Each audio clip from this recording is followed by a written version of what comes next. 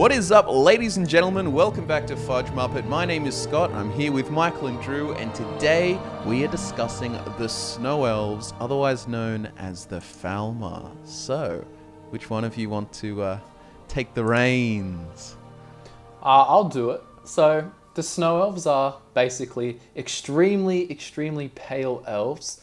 Like a lot of elven races, they're very good at magic, and they're not around anymore. Unless you delve far deep under the grounds of Skyrim and find the corrupted version of them that they've become, the Falmer.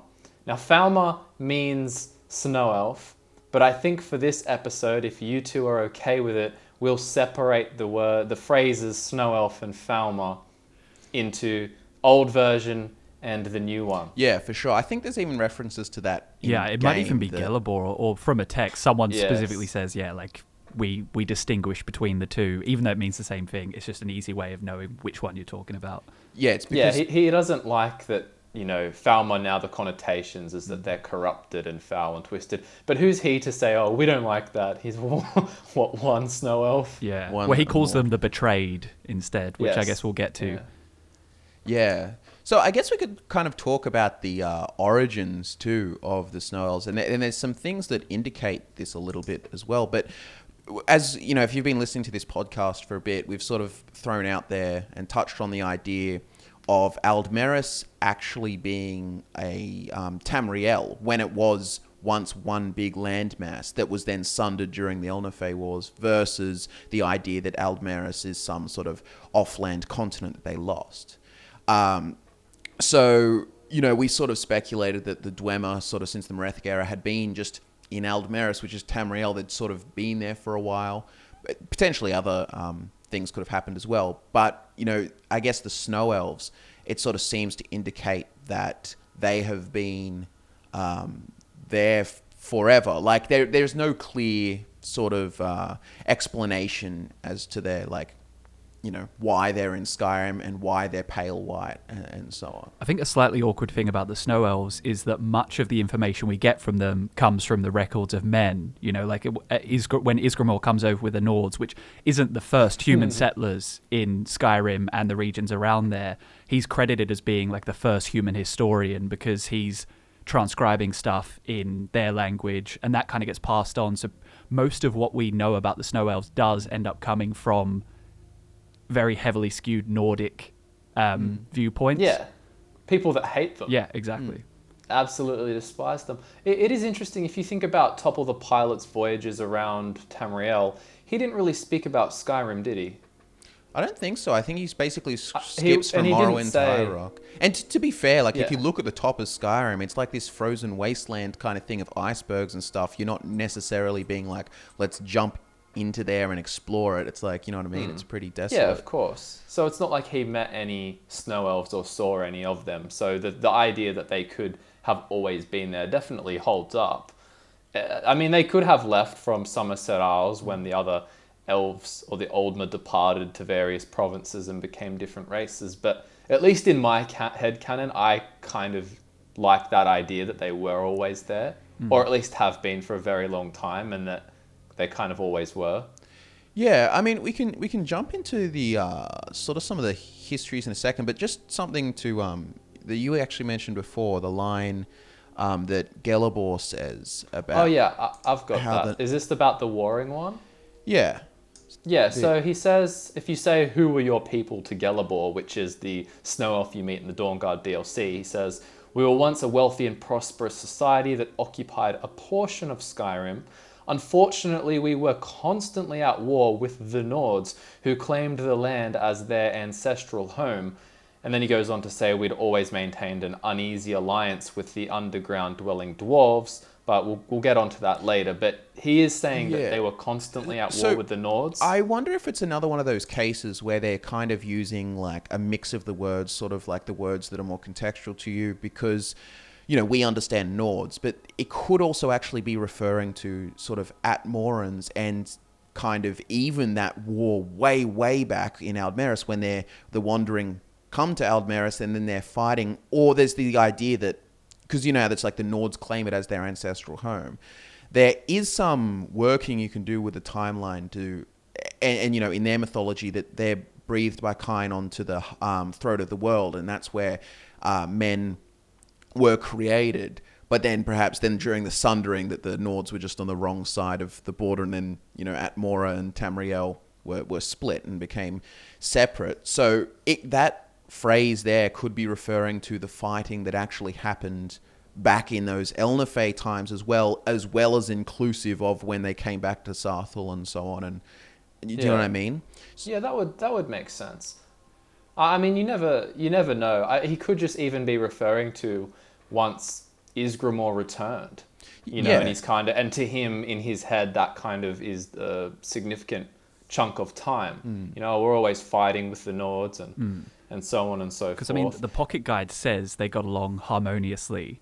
And then when we get to talking about the Night of Tears, if these guys are constantly at war, this big betrayal of the Night of Tears kind of doesn't really make any sense. It would almost be expected. Yeah, that's kind of why I do put a little bit like the warring thing. But the warring part could also refer to post Ysgramor's return, because Ysgramor rocks up and, he genocides a bunch of them, but it takes a while before they're completely sort of extinct and so on. You hear about, I forget his name, but the original founder of Jorvaska, the ship captain of Jorvaska and so on, and where it was Jeek founded. of the River, was it? Jeek of the River, that's it. And he sort of comes across and he finds them, and these Snow Elves are scared of the Skyforge and stuff. There's some cool stuff going on there, but, he's sort of split from Ysgramor at that point. All these captains are going off in their own directions, and they're still sort of getting rid of Snow Elves. So this sort of warring could be referring to like the last bastions. And remember, as we'll sort of get to in a sec, we'll explain it in better context, but the Snow Prince, the leader of the Snow Elves, was like the last best hope for the Snow Elf civilization, and he died at the Battle of Mosring on Solstheim. But at that time, there are still Snow Elves elsewhere. He's sort of referred to as the best hope, the Snow Prince was. So for sure. there is a period of sort of constant warring that happens after his return. Another thing to consider as well is, while Gelebor is obviously very old by the time of Skyrim when the player meets him, you don't actually know when he was born back then. Because this was all going on in the late Merethic era, very early First era. He could have been born being quite young at the time that everything was going on. So for most of his kind of life back then that he remembers, it was kind of, filled with war. Yeah. We just don't know the context of where he fits in exactly. And the idea that it'd be very easy to kind of like see where all of the Snow Elves are and easily push them, to Solstheim and then win one final battle seems really unrealistic when you look at a couple of things. Like it says, because they're so good at dealing with the cold, they can live in really inhospitable ice caverns in the middle of mountains and stuff. And then in the Pocket Guide, you've got, superstitious villagers saying, the Snow Elves, they're still around. And you've got a note right at the bottom saying someone saw signs that might be Falmer boundary runes. So like protecting their hiding places and things like that. So it would have been a very long, drawn-out process actually getting rid of them. Yeah. And, technically they're still there as the Falmer as well. But I think we'll just sort of retouch on the history sort of chronologically, because, so Snow Elves are there. I mean, we could speculate on their society and religion a little bit, but I'm gathering from what we've seen with the Chantry of Auriel that Auriel, like in other sort of traditional elven societies, is very important. And, I'm sure there's indications of like the rest of the elven pantheon. I feel like it would be rather similar, and even in sort of culture, they're probably quite similar to the Dureni or to the High Elves or basically any other elven group that didn't sort of, sign a pact with a forest god or go off their own way and start doing things with the Daedra, I think Gelebor even says that they did worship the same pantheon, like including Trinamax, Surabane, Jeffer and Finaster. Yeah. But obviously Auriel was definitely a important one based on the Chantry and all the trials and so forth. Yeah. I'm not sure when we're going to talk about religion, but I've got a theory that there are others that were quite essential to their. Well, to let's their hear it. religion. Let's hear it. Well, why not? Well, Gelibor specifically says our empire had temples to some of the other deities. So, like one who I truly believe they worshipped was Magnus. And, like maybe they didn't necessarily need to have temples to Magnus when, you got the sun up there. That's kind of, you've got his presence right there. They can just worship him out in the open. But I mean, my idea is that, even though, the sun being a rift in the sky is different to the sun in our world, there's still the reality that cultures, that come from very hot regions, like say the Red Guards, have darker skin, whereas the pale skinned Snow Elves, they'd absorb a lot more, not vitamin D, but a lot more of Magnus's divine light. And I really feel like they would venerate him a lot. And I also think that might come into play with the Night of Tears and why they were so desperate to get the Eye of Magnus. Well, let's connect that. So we'll give him a little brief and then I'll let you continue with that. So we have Sarthal basically gets established with a bunch of Atmorans that come to Skyrim. And, Isgramor and his two sons are all there. And it's, from what we can understand, it's relatively peaceful there because, they start flourishing and so on.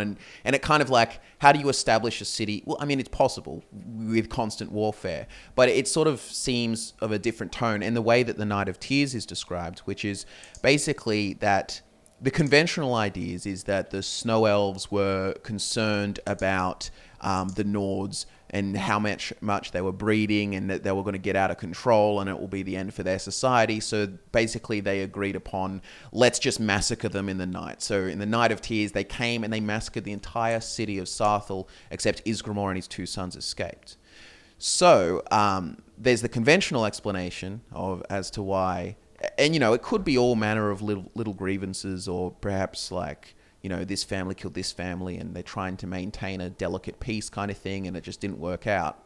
But in the College of the Winterhold questline, we do find that the Eye of Magnus is underneath the ruins of Sarthal, which really leads into the idea that, perhaps that was their problem with the Nords, and that was the catalyst for their fight, is that they sort of discover that the Nords have found the Eye of Magnus, and then they just can't let their venerated patron have the Eye of Magnus come and fall into the hands of Nords or men or whatever. Yeah, I'd totally believe that. I mean, especially if you believe that little kind of off-the-cuff quote that Ancano says at the end of the College of Winterhold storyline, which is having the power to unmake the world at his fingertips. It's no small, little magical trinket. It's obviously extremely powerful. And, if we like this idea that elves kind of, well, at least some of them have this idea where they would almost want to unmake the world and, follow the path of Auriel and ascend to godhood or go back to how things were before, to their original forms, then, I mean, surely they would want it. Yeah, absolutely. I did just want to add one extra little anecdote there in reference to Azadal and how his sort of experience kind of confirms the idea of Sarthal being at relative peace with the elves, is that when Azadal was, I'm not sure, was he born in Sarthal? Was it? Or was he just living in Sarthal? I can't remember exactly which one it was, but regardless, he was a young boy living there. Yeah, so he lives in Sarthal, right? But then what happens is he goes off to learn about enchanting and stuff from the elves. He goes off and seeks the tutelage of the elves. And to me, if you were warring with the Snow Elves all around you constantly, it doesn't make a lot of sense that he'd just go off and, learn from them kind of thing. And then obviously Azadal comes back and Sarthal's been destroyed and he gets super angry and then he joins up with Isgramor and helps them out. But yeah, so I sort of gather the idea that it truly was a peaceful period. Perhaps it could have been a delicate peace. Perhaps there could be little bits of frictions here and there, because this little group of Nord farmers, killed this elf or something, or you know what I mean? If I could just interject for a moment about Azadal, staying on topic, it says that he went to all kinds of elves to learn, more and more. But I find it a bit strange. Can you imagine Aelids teaching him, about dawn magic and ancient runes? Yeah. I mean, and It says that's what it says in the story. It says. And I mean, it Dureni would that's what make he sense learnt. too. You know, talking to the Dureni. I mean, unless it's just sort of like you can imagine the curiosity if you reached all of these wizards and stuff, and he's just this remarkable sort of mage, even for a human. They'd kind of a little bit of curiosity would kick in, and then maybe they would Yeah, I know. teach him. It just feels like a bit of a stretch. Like the Yeah. aliens are like, "Yep, come here, human. It's time to teach you some masterful enchanting secrets." Yeah. But at the end Our of the dawn day, magics. yeah. At the end of the day, Sarthal, being the capital for men at the time, and it's like if you're in kind of a civil war with another race in Skyrim, you're not going to leave your city. Maybe it had some guards, but not enough to prevent a massacre. You'd think if you've got active hostility with the Snow Elves, they're not going to just be able to waltz in the middle of the night and kill you all. Yeah. Yeah. It kind of implies That a degree too. of trust. Yeah. That was there. And I mean, if we're kind of subscribing to the idea that the Snow Elves have always been there, if they discover that an artifact, they figure out it's the Eye of Magnus, and it's buried somewhere in their homeland, they would feel like it belongs to them, versus these Nords just coming down and stumbling across something that was on your land. And It would really annoy them. And the idea that, obviously hindsight, it's easy to say, but the Nords didn't really as far as we know, they didn't misuse it once they kept it, for a long time, whereas the Snow Elves...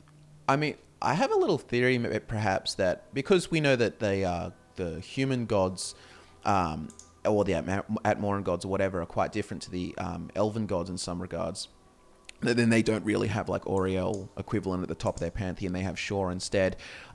When they fight, I feel like the Nords didn't recognize the Eye of Magnus as the Eye of Magnus. Like, they weren't aware of what it was, because as far as I'm aware, they don't have Magnus in their pantheon. They don't they have different stories.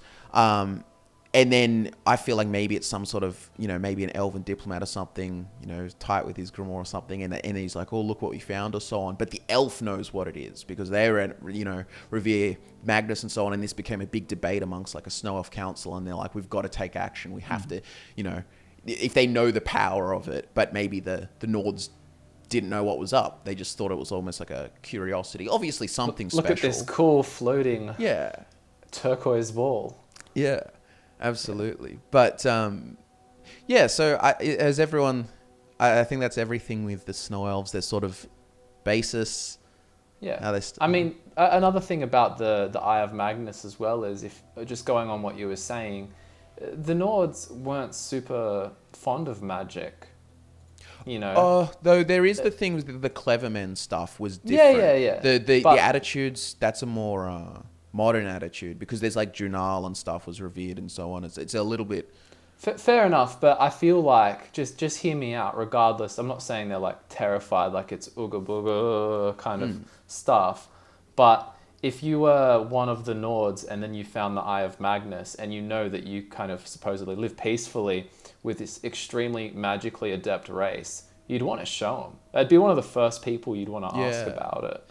Yeah, I think the Nords are actually... The way I sort of interpret the Nords in their approach to magic is just there's little hints of it, but they see it as quite I think, a deeply... At least the early Nords, a way more...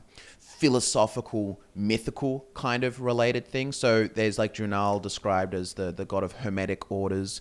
So that's like hermeticism and sort of like, mysticism, religion, mythology kind of stuff. But then also the Thum itself, which is a power that they use later on, is achieved by a sort of enlightenment and kind of thing. It's you know what I mean? It's kind of like intertwined for them, I guess, a little bit more less so than they looking at it like modern magical institutions do, where it's a very like, here is the science of illusion and this and this and this, and cast X fireball and so on.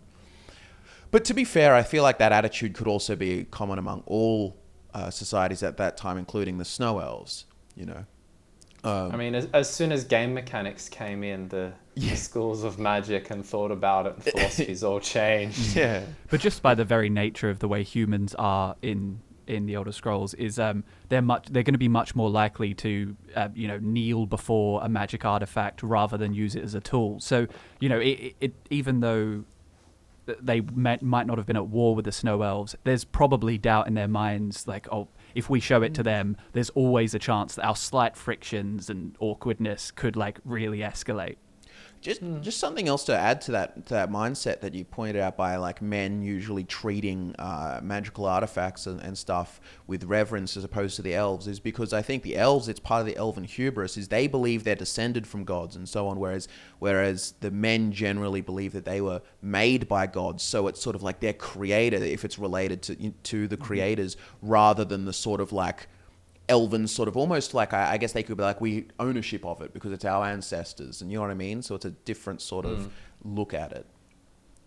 But yeah, I guess, do we want to start moving on to, you know, so I guess as we go further in history, Isgramor's return happens. He comes back, starts genociding the Snow Elves, which, you know, some people will go like, oh, you know, bad Isgramor, but it's also like, well, bad Snow Elves before them. It's like, you know, no one's justified. It's not like a justified sense in morality. Like a genocide's not a good thing, but you can understand from their point of view, like, you know, it's justice to them in the vengeance sort of sense of justice, which, you know, isn't as complicated. I mean, it's like every race. People make a big deal out of it with this one part in the timeline, but every race in the Elder Scrolls has done something like this, whether it's the Akudans coming over and just killing every single thing in Hammerfell, or like to be fair, everything.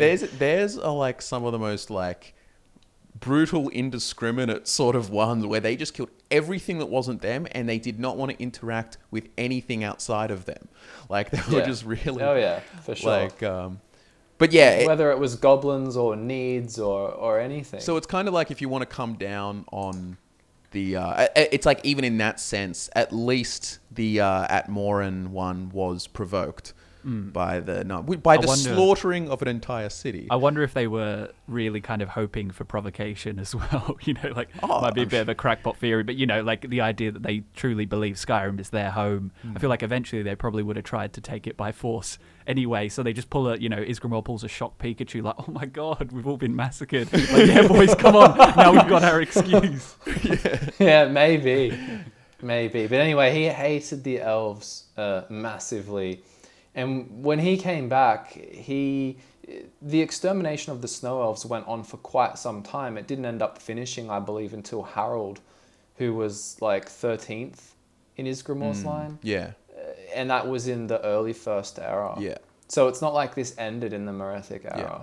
It was a process. And we know that before then there was the Battle of Mosring, which was the final fall of the Snow Prince, which was the last best chance for Snow Elven civilization. So the ones that were being cleared out in the times of Harold and just before were Snow Elf civilizations that were like little bastions but trying to survive on. And I'd probably imagine similar to the Forgotten Vale kind of vibes, like just little hidden away communities that are trying to just hold on, basically, and not get slaughtered.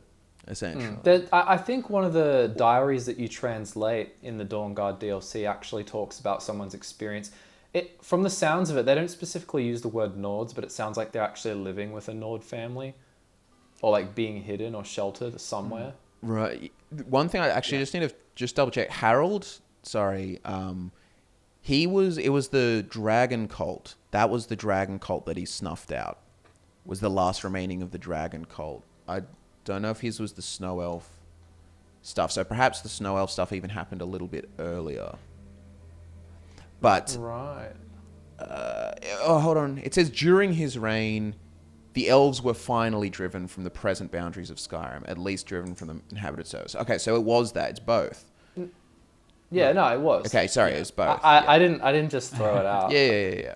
And as you were just saying, Michael, I've actually got that source up, but the refugee essentially is saying in her journal, I dare not write where we stay for fear of endangering the good people of this house should this diary be discovered. So, you know, that insinuates it's talking about a Nord family that are taking them in or something like that.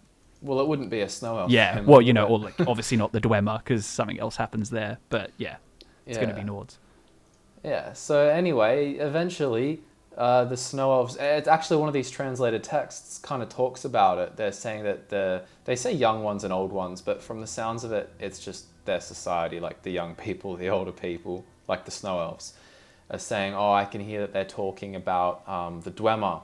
You know, I've heard tales of them. I think that even mentions to them that they were called honorable and that they can help us and that we're going to go and speak with them and see if they can save us and help us take back our home. And we all know what happens next. Yeah, so, you know, in desperation, they go down to the Dwemer. Did you have the translation of that? I can find it. Can you find it? So basically, if you remember in Calcelmo's museum thing in Markarth, there's basically a tablet of Falmer text. And Kurt Kuhlman, who is one of the co-lead designers for Skyrim, he offered an official translation outside of the game, but still it's the co-lead designer that works at Bethesda or so on that says this is the translation we had in mind. So I'm going to sort of take it as canon, to be honest. Well, and just before we go underground, I just want to interject that I think it's really cool that after the Battle of the Mosring, the Snow Prince was such an intimidating foe that the Nords actually honoured him by giving him a really good burial as well, which is just a neat little piece of info about how much they, can appreciate good warriors. Yeah, it's kind of like shows a little bit into their mindset too, just a bit like it's not just some homicidal, genocidal maniac. There is kind of like the genocide was really revenge based, but so far that they could even honor their like greatest enemy still. Like it wasn't just a, do you know what I mean? It's not just like a, what they did to, what do you call it? Oh my God. William Wallace and like cut him into pieces and spread him all over Scotland. It's like they were nice about it. They were nice about their genocide. They gave a full burial with all the weapons and stuff, the spear and the armor. You can find that in the Blood Moon DLC in Morrowind. It's just steel. It's ancient steel. But the story talks about it being some super shining armor. So whether it was just really shiny steel or whether, as the story describes, because it's imbued with magic, it just looks like it's shining so brightly. And as the Snow Prince goes across the battlefield, the kind of snow kind of goes around and is used kind of as a weapon as well. I do also like how he was kind of just stabbed by a young girl, and that was his demise. Like, it's just sort of an interesting, like... Well, by throwing a sword too, it's some Force Unleashed level stuff. Yeah, her mother had just been cut down by the Snow Prince, so she picks up the sword in a rage. It was like, woo! Yeah, but anyway, I found that translation. So it says, in the night I overheard the old ones whispering secrets of the underground and the Dwemer who dwell there. I thought back on stories father once told me of these dwarves, heroic tales of honor and glory. The old ones must know of these stories, for it has been decided that we will change course upon first light. I feel hopeful that the Dwemer will help us to avenge our fallen and reclaim our land. Yep, and they didn't. No, they didn't. Now, what's interesting is if you read Gelabor's or listen to Gelabor's dialogue about that, so I'll go on from what I was saying before. We had always maintained an uneasy alliance with the underground dwelling dwarves, and when faced with extinction, we turned to them for help. Surprisingly, they agreed to protect us, but demanded a terrible price, the blinding of our race. So according to Gelabor, it's not like when I first played Skyrim, I kind of thought like, oh, you can come, and it was like a trick. But more with what Gelabor is saying, it's almost like they're like, okay, but you have to go blind. Yeah. At least that's what he's saying. They agreed to protect us, but demanded a terrible price, the blinding of our race. There were splinter groups that resisted the agreement, and even some that sought alternate alliances. But when it was all said and done, those elves were either slaughtered, vanished, or gave up and took the dwarves' bargain. So, this toxin was not like they didn't know about it. And to me, I don't know, it seems a bit cowardly. I personally think I'd rather die. Well, like... Then like if I knew I was going to go blind 100% and like almost live in these caverns underground, I don't think I'd be down for it. Because, I mean, the conventional idea too, I think, on the blinding is that it's to protect Dwemer secrets and civilization. Because the Dwemer are a secretive group with, they've got their whole cities hidden underground. obviously they're practicing lots of, insane tonal magics and all kinds of stuff. So they don't want these secrets potentially being leaked, I would imagine. And to be honest, as the Ethereum Wars indicates, they don't even want secrets necessarily leaked between Dwemer Cities states either. So in order to sort of have these kind of, well, which I imagine they sort of ended up using them as slaves or perhaps experiments and so on. For sure. They would need them to be blind because they just can't they can't risk the chance of it. And I think all the Dwemer would be in agreement of that. I mean, they had torture rooms as well. Yeah. That they would use. So it doesn't sound too nice. Honestly, obviously when you're faced with extermination, you do crazy things. But one thing I always wondered was, unless they have to live in the snow, I know that they're really good in the snow, but unless they have to live in the snow, why didn't they just flee somewhere else that wasn't Skyrim? You know? Yeah. Like, just go somewhere else. I don't know. Take your chances in Cyrodiil. Or they didn't have, I guess, I mean, initially, perhaps, but I guess then they didn't have an option soon after. Like, as you enter the First Era and so on, you've got, like, this new empire of men that hate, they don't hate the elves. They were working with some of the elves initially, so they could use discretion. But, you've got an empire man. I guess you've kind of... That's all in retrospect, though. Like, if you were then in the moment, you'd just keep fleeing. I just feel like I wouldn't be descending down into... At least, like, before I really dug into Gelibor's dialogue, I used to think, like, if I didn't really know that they were going to blind me eventually, then yeah, sure, I would have done it. But if they actually, when you first rocked up, like, yeah, sure, but I'm going to blind you. But I guess... I feel like I'd be like, nah. I have a feeling there was a gradual...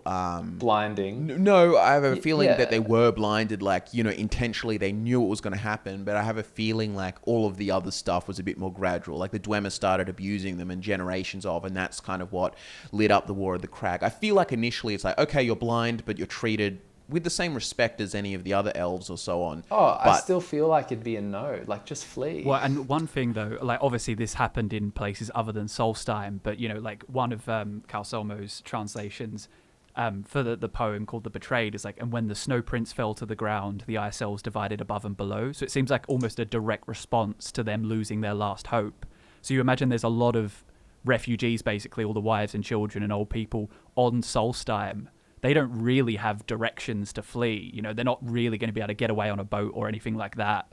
It seems so. Those ones, especially, I think, are forced basically to find the Dwemer. Depends there. Actually, just the interesting thing, which we could just sort of add as a little bit of info. But if we believe the mythology that Solstheim was connected to the mainland of Skyrim, it would have still been connected at that time because the Nords had to take it. Then they had to establish the dragon cult, then Mirak and Valok, and then that's what severs the...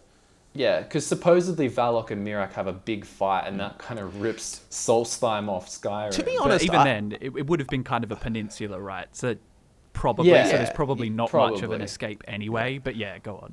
It's all right. You're still right. Yeah. No, I was just gonna say I do like the idea that it is severed and so on, and you know what I mean, and like. I generally take them at face value. It's like the class, like, geography's been shaped more than by more simple means. By when would a sundering of a continent ever not be true?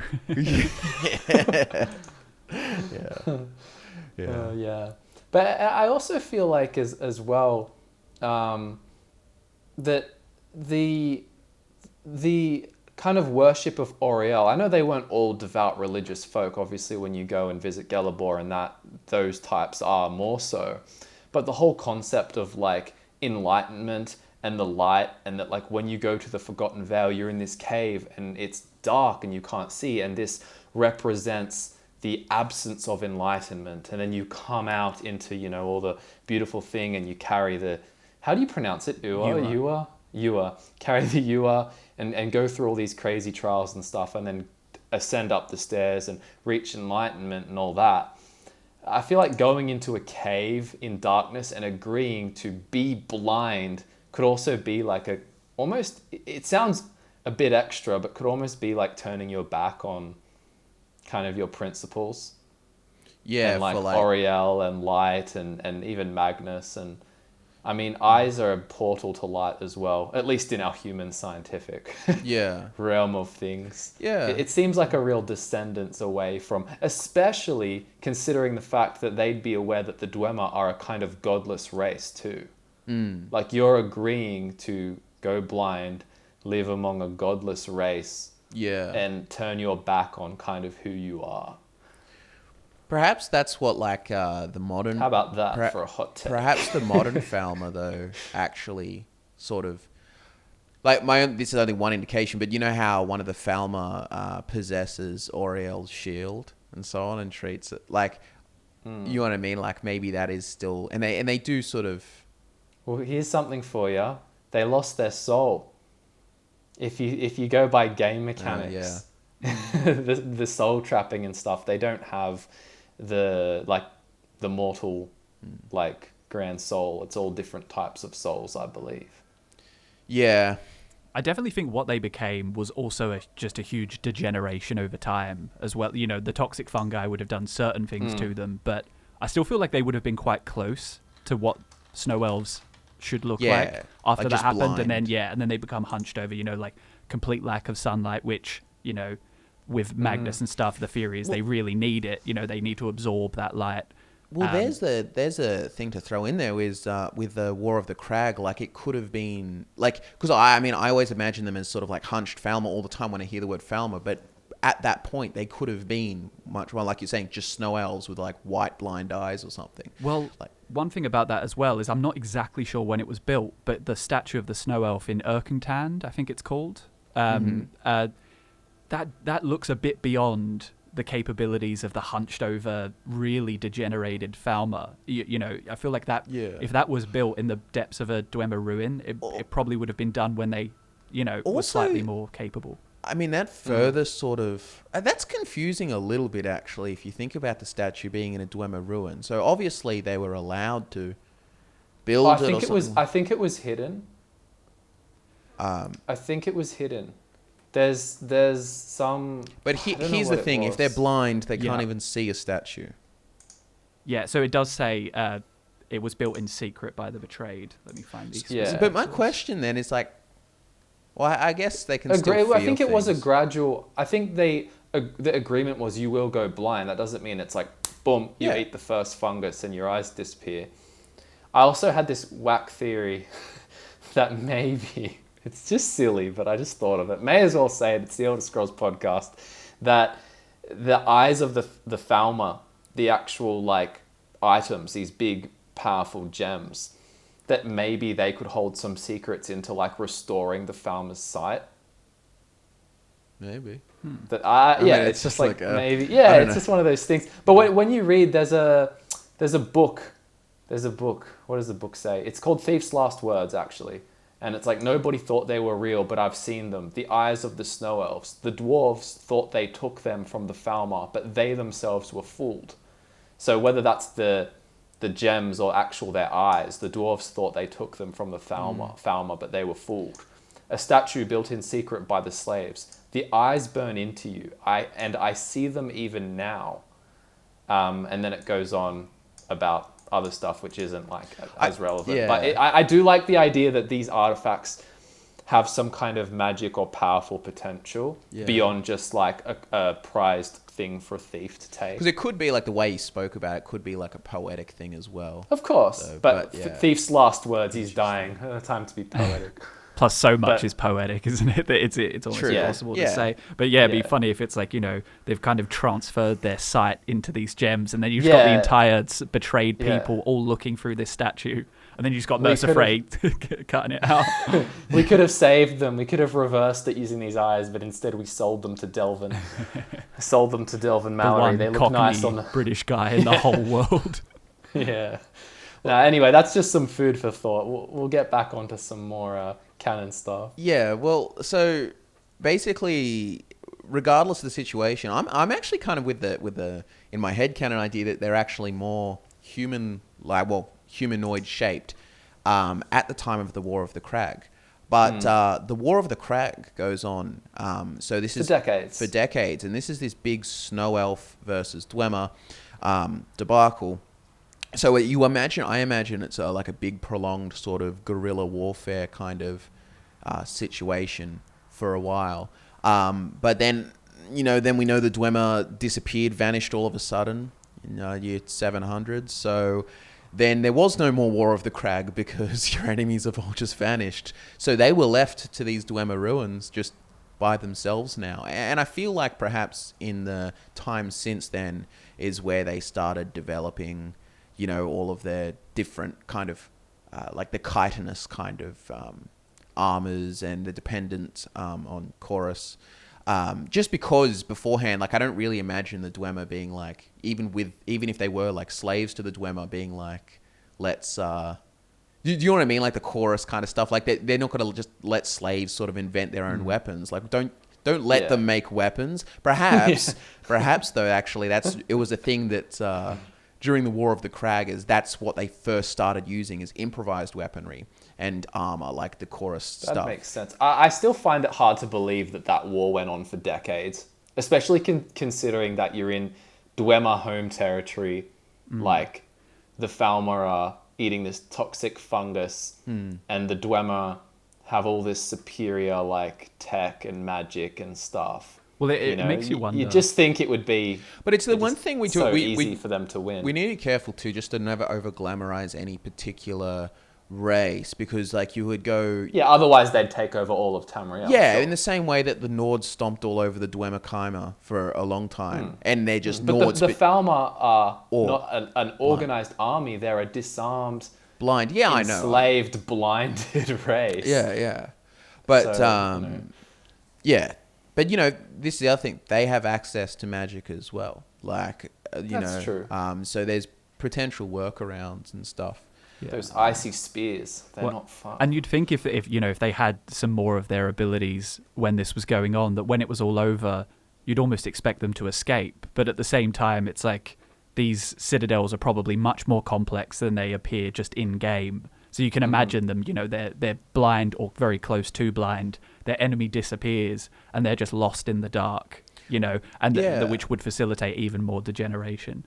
I'll throw it. Sure. I heard someone was talking about how obviously separating game mechanics and actual things. Like obviously a lot of these ruins serve as like dungeons for delving purposes in an RPG. But perhaps as time goes by, like even in our real world, like things that are stored underground often get preserved better than things that are on top and exposed to weathering and sieges and all that kind of stuff. But there's ideas that the Dwemer cities were actually expanded much more up above ground. Same would go for the ancient Nordic cities would have been generally more spread, but or you would find more ancient Nordic buildings and stuff. Same deal and some people are actually asking this question, is that we see like no Snow Elf ruins really, like they're not dotted around. But I think wasn't designed forethought, because they really established like Snow Elf architecture and stuff for the Dawnguard DLC after Skyrim's release. But it's a simple but boring explanation, but it's like, maybe they were just torn down by the Nords and stuff like that. That's what I was thinking, because Forgotten Vale is a secret area untouched by the Nords. So if I was a Nord and I hated Snow Elves, right, I wouldn't want their architecture, within sight of where I lived or where I traveled, and absolutely, you just get rid of it. Although it makes you wonder why the Ayleid ruins are still around in Cyrodiil. But yeah, I mean, we could say that they're made better and harder to destroy. To be fair, also it was closer in time. Like Ayleids, were around year 200 of the First Era, and they also some of them for a bit of time afterwards were still active and helping versus the Snow Elves, this is Merethic era kind of stuff. RW Network was asking that since the Falmer are technically still an elven race, do they share the same longevity of age with the other elven races? Could these Falmer have been around since the Merethic era?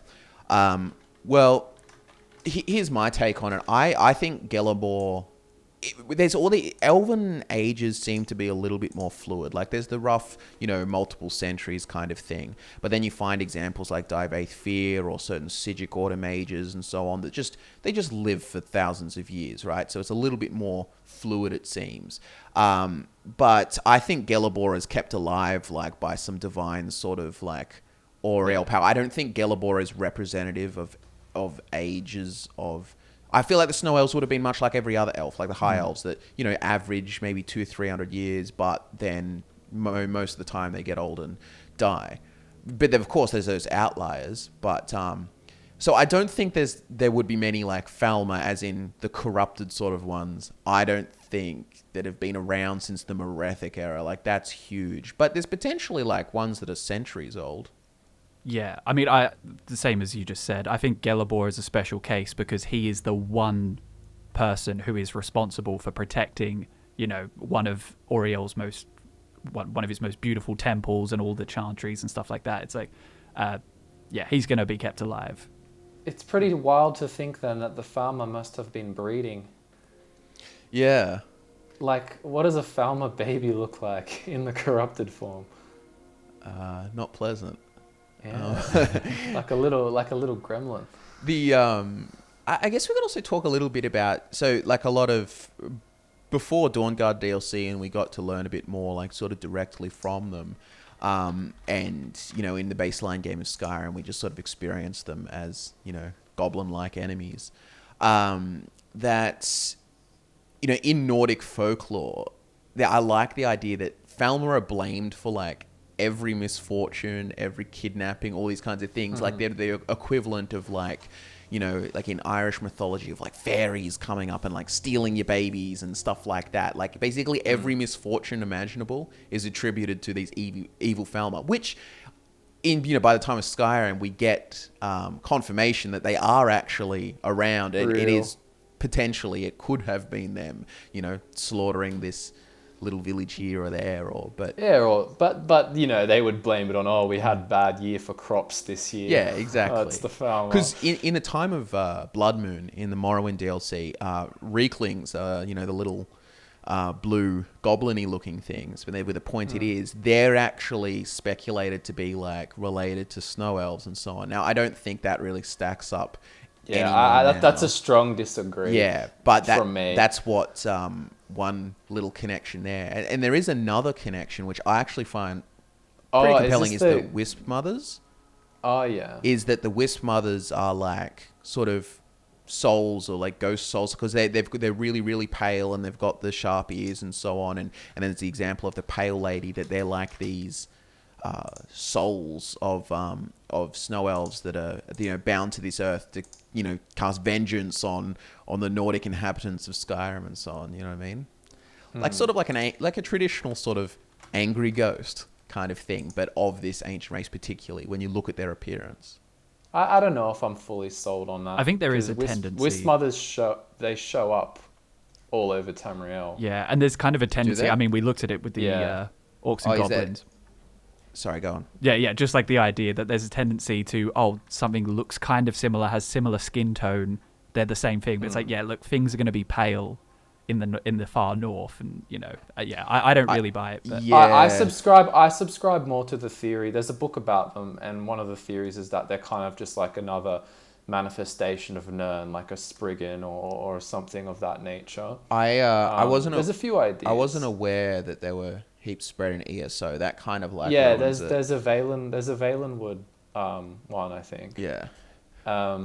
And also as well, not that it couldn't be, it absolutely could, because you don't know how curses work and things like that, but they're all female too. It's like, we just female Snow Elves became these. Well, here's an interesting thing to talk about Falmer society, and it's a very loose connection, but perhaps females were important in a spiritual role, and perhaps that's why they're there in like a vengeance sort of sense now, because if you look at, people go like, there's no female Falmer, but I'm pretty sure when you look at the wizardish ones, they've got like, they're female. Yeah, so all of the wizard, not just exclusively, like the ones with the staffs and the like Chamonix type ones with the white hair, they're female, which might imply some sort of, connection there. That they're basically that the females might be the spiritual sort of ones. Yeah, kind of the wise women. which you see in a lot of cultures. Yeah, and then if then they are taking, you know, that spiritual sort of charge, then you could have the Wisp Mothers of Skyrim being Snow Elves. It makes a little bit more sense. I'm not entirely convinced, but it's I know what you mean. I don't want to just throw that one to the wayside. The Reeklings one, I'm like pretty like they're a goblin related thing, but for the Wisp Mothers, at least the ones in Skyrim, I would. But Wisp Mothers in other places, like looking at the picture of the ESO ones, they kind of look like they've just gone like, oh, Noon Wraiths and stuff in Witcher. Let's put him in, or you know what I mean, like a very similar look. Yeah. I mean that's just a classical looking ghost, but you know what I mean. It looks a much more like a Irish depiction of a banshee kind of vibe thing, you know, or a typical sort of screaming woman ghost. I've noticed we completely ditched our idea of separating the terms Falmer and Snow Elves. Yeah, well, I mean, they're Gillibor would not be pleased. Everyone can grasp what we're talking about. Yeah, I think they're together, but yeah. So what to next? Yeah. So basically, I guess we could speculate a little bit more on. We'll get to some questions after, but on the religion and society family, we sort of touched on it a bit with the idea that they've gone blind or turned away from Akatosh, kind of thing. And so if we can look at like what we see is in the structures, they're dependent on Chorus, this sort of like underground silverfish looking animal, some kind of like little like chitinous insect creature that lives underground. That seems to supply them the chitin for their weapons, their armor, their huts, their fences. It becomes their eggs and the flesh of the Chorus become what they eat and use. So they're completely symbiotic with this Chorus creature. And like we just speculated, like perhaps there's the shaman wise woman sort of thing. And interestingly, there is that they do have some like, there's probably is some sort of warrior hierarchy. If we look at some of perhaps the Falmer names and so on, but like things like Shadow Master, that might even like lead more into what your theory was about them turning away from Auriel and so on in the darkness and so on. But even like a Shadow Master doesn't sound like something that really is like, oh, I love Auriel. Like do you know what I mean? Yeah, exactly. I mean, there is that, at some point, it would be nice to read there's a book, Touching the Sky, that talks about the pilgrimage that they actually make. So it kind of touches on their religion and how it's viewed. For the Falmer themselves? Or? For the Snow Elves. Yeah. Right. The Snow Elves. Just last point, I'll just point there, is just two other things. Night Prowler is another description, and Gloom Lurker. Like, these don't sound very like... I don't get the vibe that Auriel necessarily is. They might feel like Vytha, like Archcurate Vytha, who they feel abandoned by Auriel, who should have protected them against the Nords in the same way that he feels like he should have been protected by the from vampirism by Auriel. That's true. That's actually an interesting take. Hey, there's another little thing. Instead of like the betrayed, instead of thinking about them as the betrayed, thinking about like betrayed by the Dwemer, think about the betrayed as in the betrayed by Auriel, maybe. Like another little take. Or maybe they are the betrayers for betraying Auriel and going to live in the dark with the Dwemer. They should have just died. I just feel... Look, I know there'll probably be comments like, oh yeah, easy to say that you just keep fleeing and wouldn't take the deal, but I just feel like you could have fled somewhere else. Take a chance on not Skyrim territory, and then maybe build force and come back. But underground with a godless race who, according to Gellibor, you've always had a uneasy alliance with. I don't know. I mean, yeah, I don't know why they couldn't... Like, High Rock, I feel like the Durrani Elves of High Rock would have been accommodating, like very close to their sort of civilization. Like, I can understand not wanting to go to the Kaimer and Dwemer and so on for, like, you know, societal frictional reasons, but there's... Yeah, Aelids too, like, could be because of the Daedra worship that gets thrown in there, but Durrani would be a pretty pure example of elves, you know? Yeah, for sure. But, yeah, sorry, you were saying Touching on the Sky?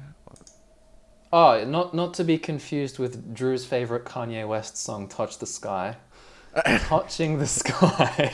You're right. Touching the Sky. It's a book about like the journey with the Chantry and stuff. And I guess I won't read the whole thing because it can get a bit long. But basically, they go on this pilgrimage, on this journey with this crazy desire to become one with Auriel.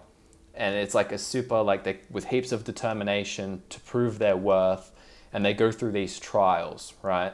It says the pilgrims struggled not only against the natural elements of the treacherous veil, but with a myriad of tests upon their faith and loyalty. Now, a lot of them, because think about it as well, like, you're the Dragonborn, you can go all through it, but imagine actually carrying the Ewer, like that thing of water, actually carrying it, not just putting it in your inventory and off you go. It would suck, man. And like without food and like, anyway. So a lot of them gave up and turned back, but apparently they copped so much rebuke when they came back, and it was cruel, supposedly crueler than any punishment that may have lay ahead of them along the path. In their failed attempt, they were forced to live in the shadow of those who did continue on to achieve the great glory and honor of ascension into the light. And then forever after that, their faith and loyalty to Auriel would be scrutinized, and they would live the rest of their life with shame and regret.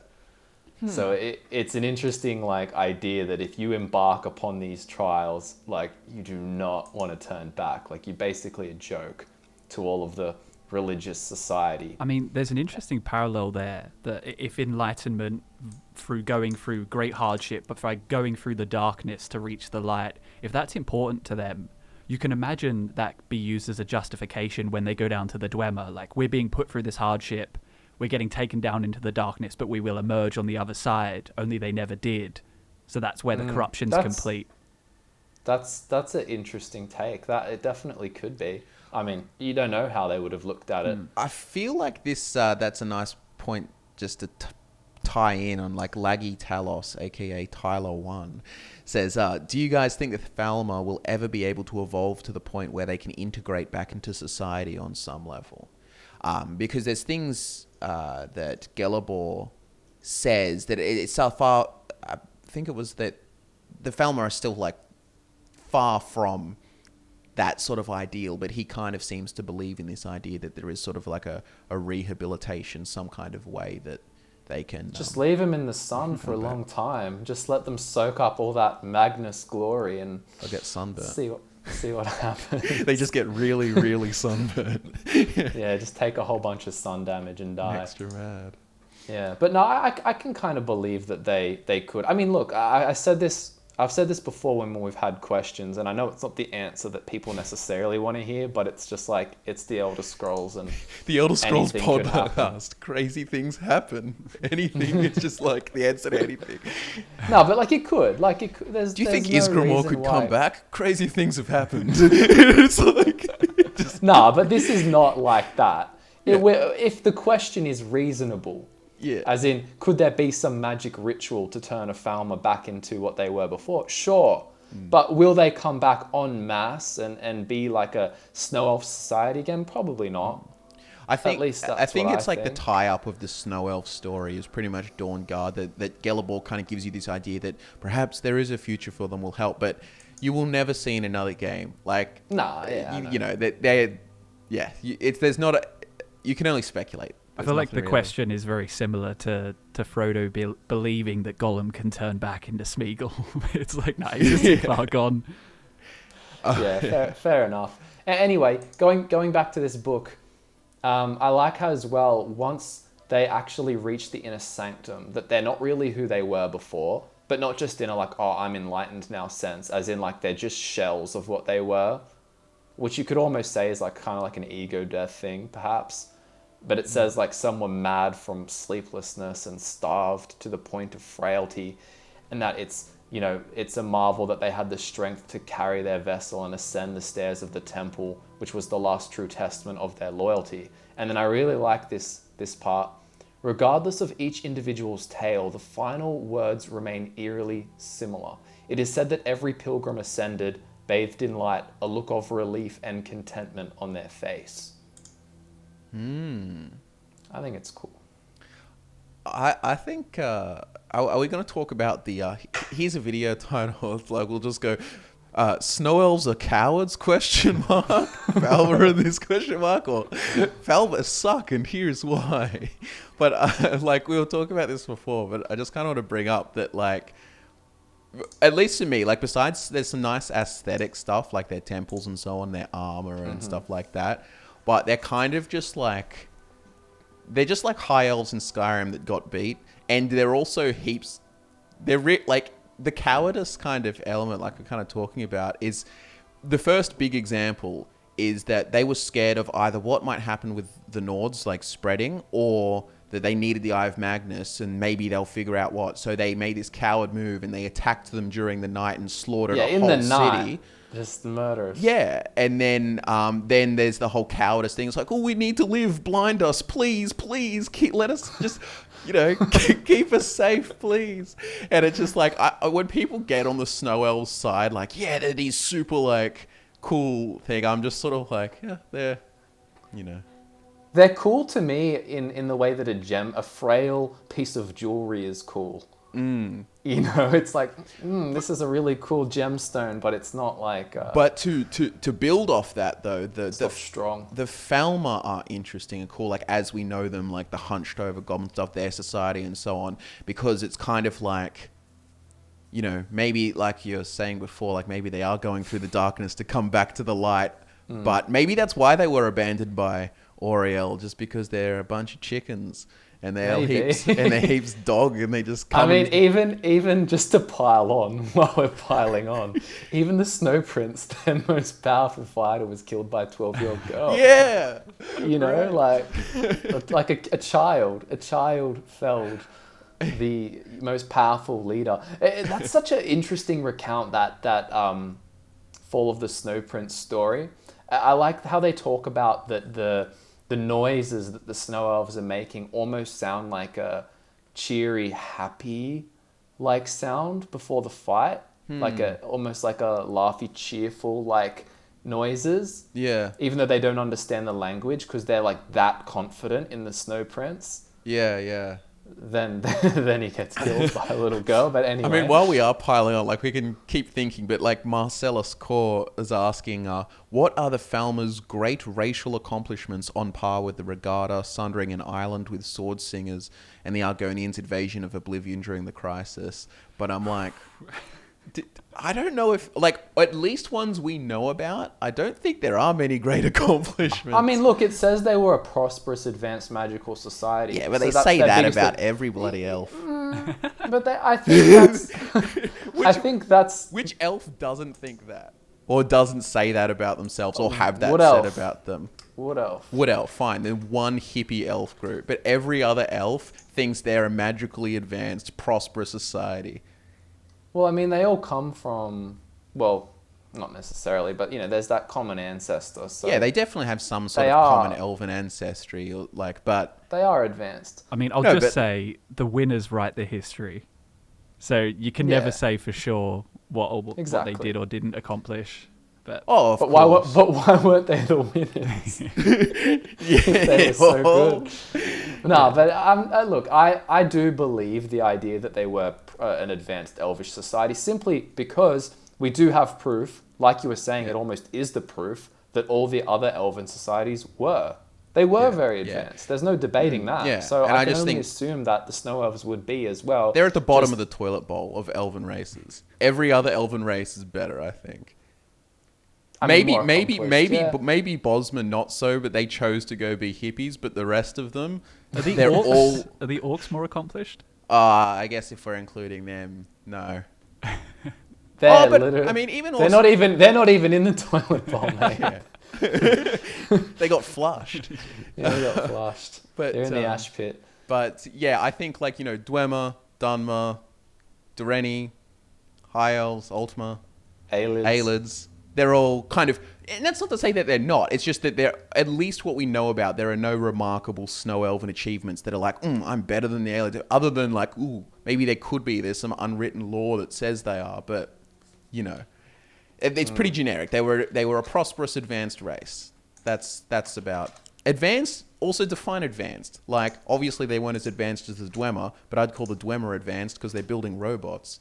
Like, what do you call us? You know what I mean? Like, what constitutes advanced? Like, have a writing? Like, it's not, or, have a snazzy building, have a little bit of magic, But it depends. Anyway, it's funny to shit all over the Snow Elves, but they are actually interesting and fun. I just like to. We just got carried away.